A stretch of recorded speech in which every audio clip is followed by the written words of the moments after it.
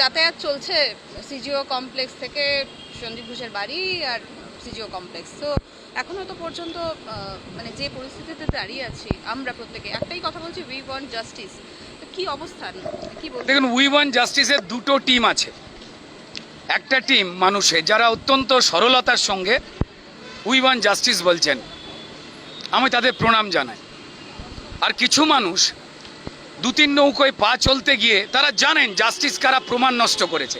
Justice তো হয় প্রমাণ দিয়ে, সেই এভিডেন্স কারা ট্যাম্পার করেছে, পুলিশ ডিপার্টমেন্ট নাকি স্বাস্থ্য দপ্তর নাকি পিডাব্লিউডি। যারা জানেন কারা জাস্টিস ধ্বংস করেছে, তারপরেও শুধু উই ওয়ান্ট জাস্টিস বলে আর পরের লাইনটা বলছেন না। তারা যে বোনটা উপরে চলে গেছে এখনো তাকিয়ে রয়েছে পশ্চিমবঙ্গের দিকে তাকিয়ে, তারা সেই মানুষগুলোকে, তিনি সেই মানুষদের ক্ষমা করবেন তো যারা জাস্টিস চাওয়ার অভিনয় করে সোসাইটির কাছে একটু ভালো ইমেজ তৈরি করবার জন্য নামছেন। আমি কাউকে ছোট করছি না, আমি সত্যিটা বলছি। হয়তো তাদের উপরও লাইফ থ্রেট আছে, যে আপনারা যদি আমাদের কথা বলে দেন যে আমরাই প্রমাণ লোপাট করেছি, পুলিশ ডিপার্টমেন্ট দিয়ে আমরাই ক্ষত বিক্ষত, একটা মার্ডার হওয়া, রেপ্ট হওয়া মৃতদেহকে দেখবার পর আমাদের ডাক্তাররাই জেনারেল ডায়েরি করেছিল অজ্ঞান বলে।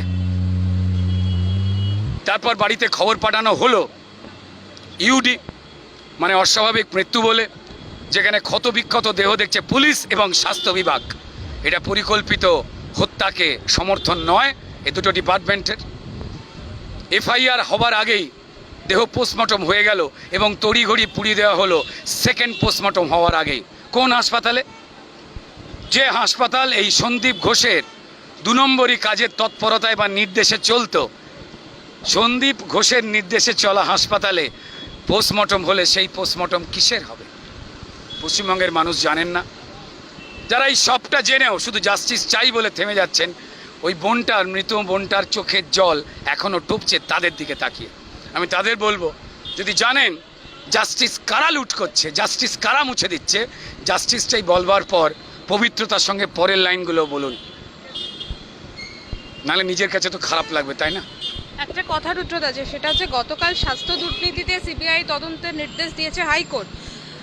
2023 সালের জুলাই মাস থেকে এই বিষয় নিয়ে বিভিন্ন তথ্য উঠে এসেছে, বিভিন্ন জায়গায় বিভিন্ন আলোচনা হয়েছে, কিন্তু প্রকাশ্যে আসেনি কোনোটাই।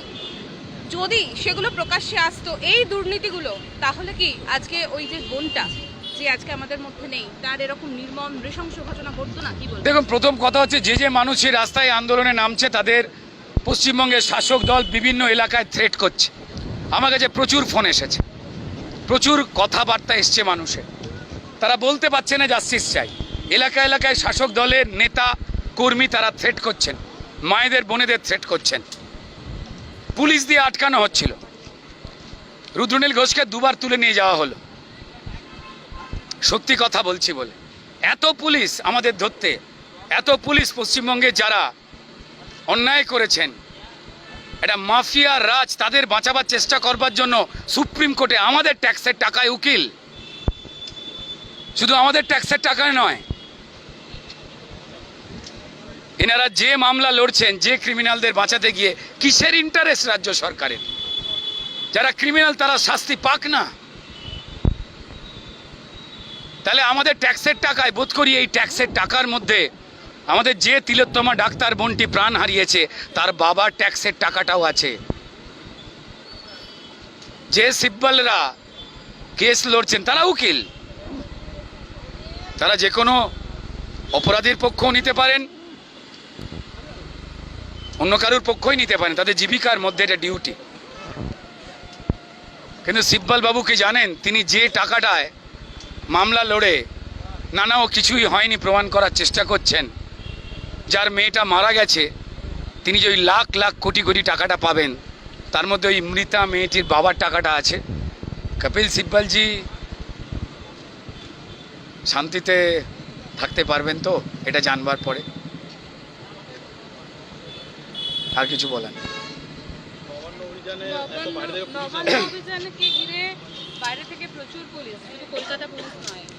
আমাদের যারা চাকরি বাকরি, জীবন যাপন, বেঁচে থাকা, ভোট, চাল ডাল চুরি করেছে, তাদের পাশে পুলিশ দাঁড়ায় না। আমাদের এখানের পুলিশ পশ্চিমবঙ্গে অত্যন্ত যোগ্য এবং ইন্টেলিজেন্ট, বাট অত্যন্ত আনফর্চুনেট যিনি স্বয়ং পুলিশ মন্ত্রী রয়েছেন, তার বিরুদ্ধেই তো মুখ্যমন্ত্রী মমতা বন্দ্যোপাধ্যায় মিছিলে রাস্তায় নেমেছিলেন আই অলসো ওয়ান্ট জাস্টিস বলে। এবং তিনি যে জাস্টিস দেওয়ার ক্ষমতা হারিয়েছেন মুখ্যমন্ত্রী হিসেবে, তার যে চেয়ারের আর ভ্যালু নেই তা তো তিনি সেদিনই প্রমাণ করেছেন, যেদিন স্বাস্থ্যমন্ত্রী এবং পুলিশ মন্ত্রীর বিরুদ্ধে, কারণ তারাই তো এই প্রমাণ লোপাট, ভুলভাল তথ্য, অদ্ভুত টাইমে পোস্টমর্টম, তড়িঘড়ি শরীর জ্বালিয়ে দেওয়া মেয়েটির যাতে দ্বিতীয় আবার পোস্টমর্টম হয়, তার বিরুদ্ধেই তো তিনি নেমেছেন। এ তো সবাই দেখেছে। তাই একটা মেয়ে, তার জন্য এতগুলো পুলিশ যখন আমাদের আটকাতে রেডি, সেদিন যদি ওই বোনটার পাশে একটা পুলিশ যদি পিজিতে থাকতো, বোনটা আজকে পেশেন্ট দেখছে, হয়তো মমতা বন্দ্যোপাধ্যায় বা তৃণমূলেরই কোনো আত্মীয়কে সারিয়ে তুলছে। একটু ভাববেন।